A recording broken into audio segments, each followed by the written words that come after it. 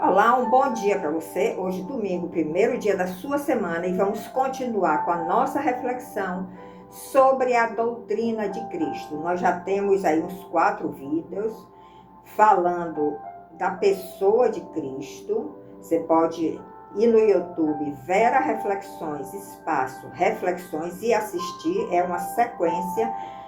E hoje continuamos com essa sequência, mas agora nós vamos entrar para conhecer a obra de Cristo. Nós sabemos que Cristo é a segunda pessoa da Trindade e que ele se despojou dos seus atributos divinos para se encarnar como homem e vir para esta terra trazer a salvação para todos nós. E essa encarnação para Cristo foi uma humilhação, foi um período de humilhação. Ele foi muito humilhado aqui na terra, quando esteve durante os seus 33 anos e meio. Por que nós podemos dizer que foi uma humilhação? Porque ele deixou a sua forma de Deus e tomou a forma de servo. Então, além dele tomar a forma de servo, ele foi denegrido, ele foi açoitado, ele foi desprezado por muitos, ele não foi reconhecido pelo seu povo como Messias enviado. Então foi uma trajetória de humilhação. Mas não podemos deixar de falar que este era o plano do Pai e que depois desta trajetória de humilhação viria a exaltação dada pelo Pai por ele ter sido um filho obediente, disposto a cumprir a sua missão aqui na terra. Isso traz uma mensagem para todos nós, porque todos nós temos uma missão do Pai aqui na terra. Você precisa saber qual é essa missão, o que é que o Senhor quer de você nessa sua trajetória temporária aqui na terra, cumprir, e depois também você será exaltado em Cristo Jesus. Ainda no que diz respeito à obra de Cristo, estudos teológicos procuram identificar 3 ofícios que foram exercidos por Cristo no seu ministério aqui na terra: o ofício de profeta, o ofício de sacerdote, o ofício de rei. Esse estágio de humilhação compreendeu a maior parte do seu ministério terreno, porque foi desde o seu nascimento até a sua morte de cruz. E a morte de cruz foi o ponto mais baixo desse estágio de humilhação, da sua encarnação. Nós sabemos que Jesus veio de uma origem humilde, de uma família humilde terrena, e que ele precisou deixar para trás todos os seus atributos divinos, a sua forma de Deus, para poder assumir esta forma de servo e ser assim achado verdadeiramente como homem, se identificando com todos nós. Porque se ele estivesse aqui em forma de Deus, nós não iríamos nos identificar com ele. Mas em forma de homem, nós podemos nos identificar, porque somos também seres humanos. Nós sabemos que a infância de Jesus, a adolescência de Jesus e a sua fase de adulto até os 30 anos, ela não é relatada na Bíblia. Existem algumas especulações, alguns livros apócrifos que nós devemos ter muito cuidado na consulta, porque não são livros reconhecidos, no cânon bíblico, que podem até falar algo sobre a infância de Jesus, sua adolescência, mas biblicamente o pai não quis relatar isso, não quis deixar claro nas escrituras. Ele só estava ali preparando seu filho durante esses 30 anos para, neste momento, ele ser revelado, ser mostrado como enviado do pai. Mas as pessoas teriam que ter olhos para enxergar isto. Teriam que receber esta revelação do próprio pai, como Pedro recebeu. Nem todos os seus discípulos conseguiram enxergar, pelo menos a princípio, que ali estava o enviado do pai, que ali estava o Messias prometido. Então, desde o seu nascimento, nós sabemos que ele nasceu em uma pequena cidade de Belém. Ele nasceu numa manjedoura, num estábulo de cavalos. Então, nós podemos ver que o pai não deu nenhum luxo para ele, não deu nenhum palácio, não declarou que ele era o rei de uma forma assim muito aberta. Mas os homens, os seus seguidores, o seu povo, os judeus, precisariam ter este coração tocado e receber esta revelação do próprio Pai, mas isso aconteceu com poucos. Você pode ler Lucas 2, de 5 a 7, que fala dessa fase do seu nascimento, como ocorreu, e nós podemos ver que realmente ele veio de uma família humilde, José e Maria. Com 8 dias do seu nascimento, Jesus foi circuncidado no templo de Jerusalém, conforme ordena a lei judaica. Leia Lucas 2, 21 e 22. E apesar de Jesus ser senhor da lei, ele nasceu sob a lei. E ele ficou sujeito a esta lei e cumpriu com perfeição toda a lei com o objetivo de redimir a nós que estamos também sob a lei. Nós, no caso, os judeus, e hoje nós, gentios, fazemos parte deste povo, recebendo este grande benefício desta redenção. Leia Gálatas 4, de 1 a 7. Então, Jesus era perfeito, Jesus não precisaria cumprir a lei, porque ele não tinha qualquer necessidade de cumprir a lei. Ele já fazia tudo com perfeição. Mas ele nasceu sob a lei e ele cumpriu a lei, se sujeitou à lei, porque ele estava querendo sempre se identificar com o ser humano. Nós sabemos também que a ameaça na época do seu nascimento de Herodes o Grande, Herodes estava determinado a matar todos os meninos abaixo de 2 anos, porque ele queria atingir a Jesus. Ele não sabia onde Jesus estava. Então ele ordenou que todos os meninos fossem mortos abaixo de 2 anos.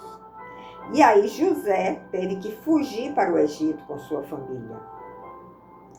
E nessa fuga para o Egito e no seu retorno depois para Jerusalém, a Bíblia não relata o que foi que aconteceu lá no Egito, de que forma eles viveram, como eles conseguiram estar no Egito, por quanto tempo. Não há nenhum relato bíblico. A única informação que nós temos na Bíblia é que Jesus crescia em estatura, em graça e em sabedoria. E isso acontece conosco também. Quando essa semente santa é depositada no nosso coração, nós experimentamos o novo nascimento.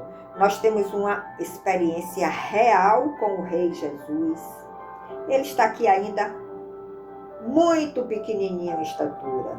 Mas se nós estamos nos aproximando dele, buscando conhecê-lo, buscando conhecer as Escrituras, nós vamos também crescendo em estatura espiritual, em graça. Graça é o poder que vem de Deus e nos capacita. e em sabedoria. Nós começamos a ser pessoas mais sábias, mas não com a sabedoria deste mundo, com a sabedoria de Cristo. E em Lucas 2:52, você pode ter também uma confirmação de tudo isso que eu estou falando, mas eu dou aqui um versículo, mas você deve sempre ampliar esse texto, ler o que vem antes, ler o que vem depois, para você ter um entendimento maior. E a Bíblia diz que aos 12 anos, é o único relato que a Bíblia faz sobre a adolescência de Jesus, que aos 12 anos, Jesus foi encontrado no templo entre os especialistas da lei. Inclusive José e Maria, que estavam voltando com ele de Jerusalém, de uma festa que eles foram, e Jesus se desvencilhou deles e foi encontrado depois no templo entre os especialistas da lei. E aí nós vemos como ele já estava ali crescendo em estatura espiritual, em sabedoria e em graça. Então vamos entrar agora no ministério público de Jesus. Porque o ministério público de Jesus, o Pai deixou muito claro nas Escrituras. Nós sabemos que o seu ministério público se iniciou em torno de 30 anos, quando ele tinha em torno de 30 anos, e que durou cerca de 3 anos e meio. E quando nós vamos conhecendo este ministério público de Jesus, nós vemos que ele iniciou com o seu batismo no Jordão. O batismo de Jesus no Jordão é considerado o ponto inicial do seu ministério público. Naquele momento, Jesus começou a tomar oficialmente e publicamente o lugar de nós pecadores. Porque Jesus não precisaria ser batizado, mas nós precisamos. Ele não tinha qualquer pecado. O que João Batista ali fazia era o batismo de arrependimento. Ele não tinha do que se arrepender, porque ele não tinha qualquer pecado. Mas ele queria se identificar plenamente conosco. Então, naquele momento, ele começou a tomar oficialmente e publicamente o nosso lugar, o lugar do pecador. E neste evento foi revelada a sua plena humanidade, porque ele estava ali se identificando com o pecador, indo às águas, descendo às águas, como nós fazemos quando começamos a andar com Jesus. Mas ali também foi revelada a sua plena divindade. E como é que foi revelada esta plena divindade? Quando Jesus se ergueu das águas, ele viu os céus abertos. Ele viu a pomba divina, símbolo do Espírito Santo, pousar sobre ele. E ali ele estava recebendo o poder dos céus para, apesar de ter assumido a forma de servo, ele estava recebendo ali a graça, o poder do Pai para a sua caminhada, o seu ministério público aqui na Terra. Isso também acontece conosco. Se nós estamos caminhando aqui, estamos exercendo o nosso ministério, estamos exercendo, colocando em prática a nossa missão, nós precisamos deste poder do Espírito Santo.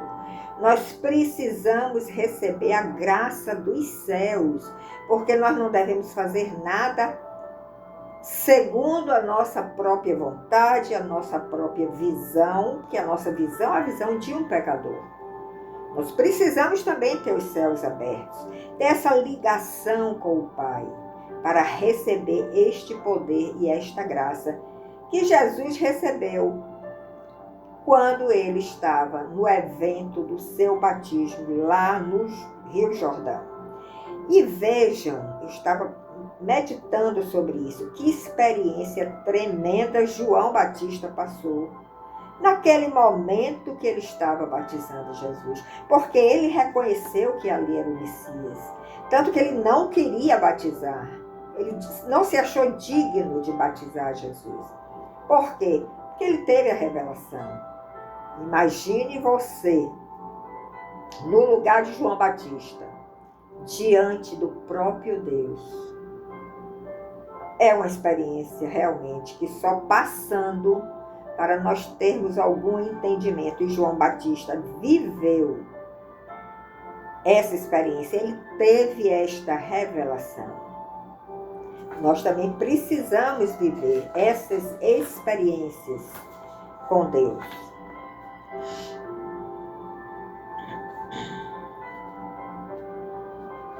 Sabemos que Jesus não precisaria ser batizado. No batismo de arrependimento, ele não tinha do que se arrepender, ele não era pecador, ele era santo, santo e santo. Mas ele quis se identificar plenamente conosco. E ele também queria que tudo que foi dito pelos profetas, lá no Antigo Testamento, na Antiga Aliança, deveria ser cumprido com a sua chegada aqui na Terra. Então, ele passou por uma caminhada dolorosa, por experiências muito amargas, porque ele estava ali querendo que toda a Escritura fosse cumprida em sua vida.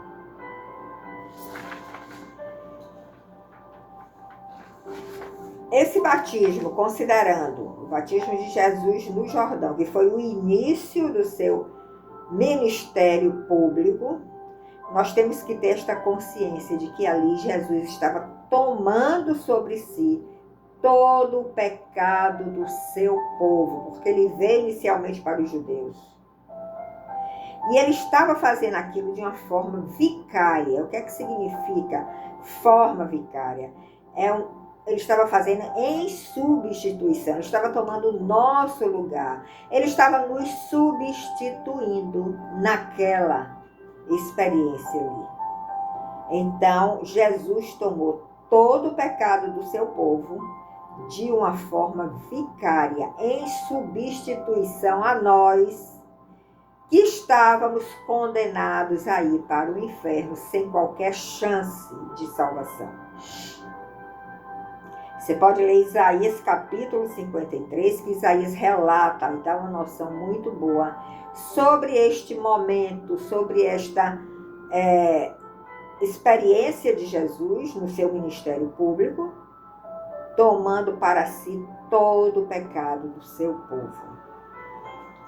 Agora, uma outra coisa que nós podemos raciocinar em relação ao batismo de Jesus é que o batismo de Jesus serviu também para validar o ministério de João Batista. Por quê? Porque nas profecias anteriores, lá na Antiga Aliança, inclusive João Batista é tido como profeta da Antiga Aliança, João Batista, ele é apontado como precursor do Messias.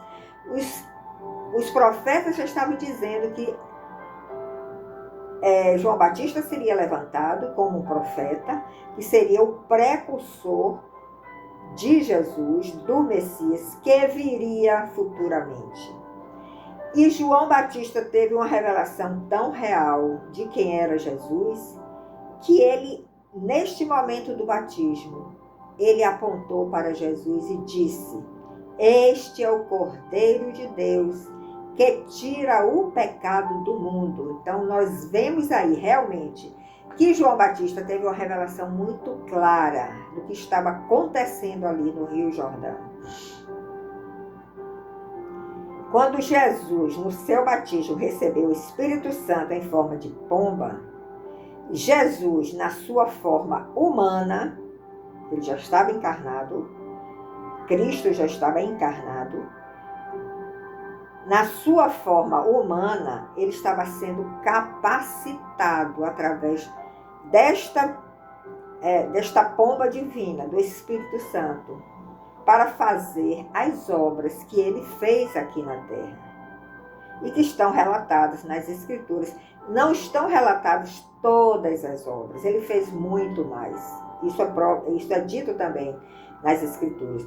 Mas nas Escrituras nós temos registrados muitas obras de poder, de milagres, feitas por Jesus, porque na sua humanidade ele recebeu esta visitação do Espírito Santo, capacitando ele para fazer estas obras no seu ministério terreno aqui na terra. Isso também acontece conosco. Se você está andando com o Senhor, se você está desejando ser o seu discípulo, se você está desejando que o propósito do Pai se cumpra na sua vida, você também vai ser capacitado pelo Espírito Santo para realizar aquilo que o Pai quer que você realize neste tempo que você vai passar aqui na Terra. Porque essa vida aqui terrena, ela é temporária, nós já sabemos disso. Nós estamos aí de olho, fitando na vida eterna, porque essa é eterna. Mas antes dela, teremos essa experiência desta vida terrena aqui na Terra e seremos capacitados pelo Espírito Santo para exercer as obras que o Senhor desejar através de nós. Então, olhando para esse ministério público de Jesus, nós podemos ver uma sequência neste ministério. Ele primeiro aconteceu na Galileia, porque quando José voltou do Egito, ele não ficou na Judeia, com medo ainda das represárias do governo de Herodes. Já era o seu filho que estava governando na época, mas José, por prudência, resolveu ir para a Galileia. Então Jesus nasceu em Belém, mas cresceu na Galileia, na cidade de Nazaré. E com 30 anos ele iniciou seu ministério lá na Galileia. Então a sequência do ministério público de Jesus é Galileia, Judeia, depois ele desceu para a Judeia, Pérea e Jerusalém, onde ele foi condenado à morte. Com relação à morte de Jesus, nós podemos afirmar que foi a morte mais humilhante que alguém poderia sofrer no primeiro século.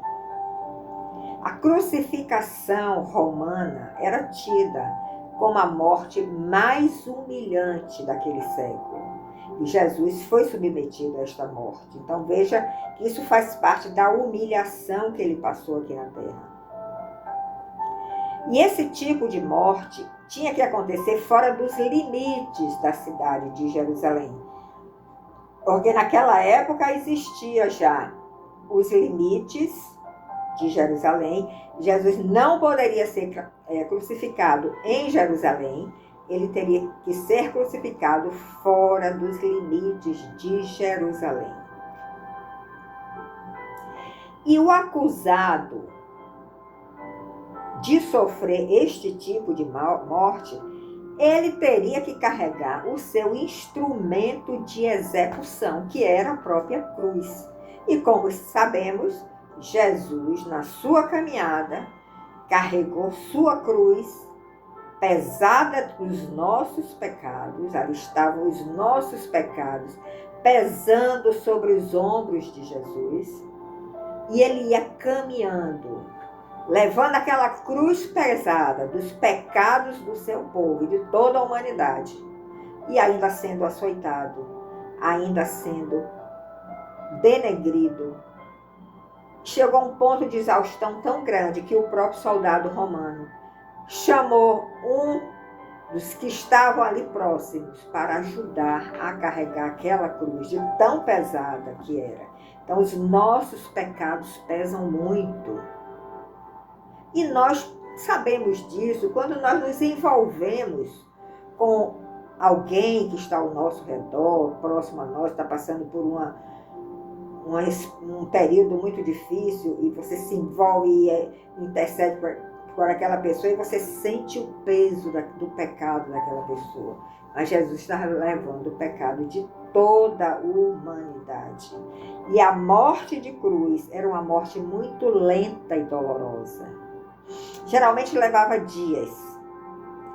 E a morte de cruz se dava por asfixia, porque os seus braços presos, seus pés ali cravados na cruz, tinham que sustentar o peso do corpo. E para aliviar este sofrimento, os soldados romanos quebravam as pernas da pessoa que estava sendo crucificada para acelerar esta morte. Mas o Pai não permitiu que isso acontecesse com Jesus. Veja que entendimento nós podemos ter disso aí. Jesus estava sofrendo demais, uma morte lenta e dolorosa. Os malfeitores que estavam ao seu lado, com certeza tiveram suas pernas quebradas para poder acelerar a morte. Mas o Pai não permitiu que nenhum osso de Jesus fosse quebrado. Naquele momento que nós estamos na maior angústia, na maior dor, no maior sofrimento, nós podemos e vamos sim experimentar a chegada do Pai, como Jesus experimentou. O Filho sentiu ali a presença do Pai, liberando ele de continuar com aquele sofrimento. Ele não precisou ter as pernas quebradas. Então isso é uma lição para nós. Nesses momentos de grande angústia, de grande cruz que nós estamos levando, por alguma razão, chega um momento da liberação. O Pai chega. Jesus, que é o Filho, chega com a misericórdia do Pai e termina o nosso sofrimento. Pense nisso. E veja se você não passou já por alguma experiência deste tipo. Sabemos que Jesus foi crucificado entre dois malfeitores, apesar de ser plenamente justo. Jesus foi contado como transgressor diante dos olhos humanos. É muita humilhação, sendo Deus, vindo para salvar o seu povo, e ser contado como transgressor. A sua morte foi o auge da sua humilhação. E o que nós percebemos é que os seus seguidores estavam ali olhando de longe, acompanhando de longe, porque não tinham coragem de se declarar como seguidor de Cristo. Tinham medo dos soldados romanos. Mas algumas mulheres estiveram fielmente aos pés da cruz. Maria, a sua mãe, Maria Madalena, que foi curada de 7 demônios e foi uma seguidora fiel de Jesus, ela estava ali aos pés da cruz. Salomé, Maria, esposa de Cleófas, e o único apóstolo que se encontrava ali foi o apóstolo João, onde Jesus aproveitou a presença ali do apóstolo João e disse a Maria: eis aí o teu filho, porque eu estou voltando para o meu Pai. Maria tinha que entender isso. Ela passou por muita dor, porque ela criou Jesus como seu filho, apesar de ter sido uma concepção milagrosa, mas ela desenvolveu o amor de mãe. Mas naquele momento Maria tinha que entender: não, agora ele vai partir, ele já cumpriu a missão do Pai aqui na terra. E eu vou ficar aqui na terra com esta dor. Mas Jesus quis amenizar esta dor de Maria e disse para ela: Maria, eis aí o teu filho, o apóstolo João, meu seguidor, que estava sempre recostado no meu peito. Eis aí o teu filho, ele vai te apoiar. Ele vai ajudar você a terminar sua caminhada aqui na terra, porque eu estou voltando para o Pai. Eu estou voltando para a minha forma de Deus. E João, eis aí a sua mãe. Então ele deu também a João esta tarefa, esta incumbência. E o Senhor às vezes faz isso conosco, né? Nos coloca diante de alguém desamparado para nós sermos o cuidador, fazermos aquele papel de mãe, aquele papel de pai, em momentos difíceis que aquela outra pessoa está passando. Então Jesus quis dar este consolo, este amparo a Maria, reconhecendo que ela também cumpriu a sua missão, cumpriu o propósito do Pai aqui na terra, dizendo, quando ela recebeu a visitação do anjo Gabriel, faça-se em mim conforme a tua vontade. Então é lindo isso, nós olharmos por essa perspectiva e também trazermos para nós, para a nossa realidade. Todas essas atitudes que Jesus teve neste tempo que ele passou aqui na terra, 33 anos e meio.